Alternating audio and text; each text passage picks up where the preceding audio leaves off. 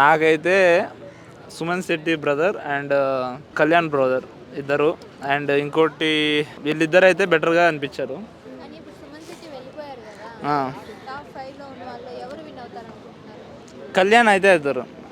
పక్కా ఆయన. పక్కా కళ్యాణ్ అయితే విన్నర్ అవుతారు. ఎందుకు ఆయనే విన్ అవ్వాలి? ఎందుకంటే దెన్ తను జెన్యున్గా ఉన్నారు, ఎమోషనల్గా జెన్యున్గా ఆడుతున్నారు, అందరినీ కలుపుకోబోతున్నాడు అంతే.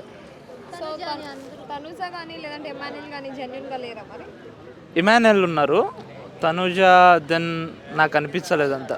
అది just acting for that's Bigg Boss అనిపించింది అంతే. బిగ్ బాస్లో అలా. కమెడియన్ ఈసారి కప్పు కొడతారు అని అంటున్నారు. సో దానికి మీరేమంటారు? ఏ comedian? Emmanuel. Emmanuel I think about అది నాకు కూడా అంత ఐడియా లేదు. ఇమాన్యుయల్ బ్రదరు మేబీ రావచ్చు.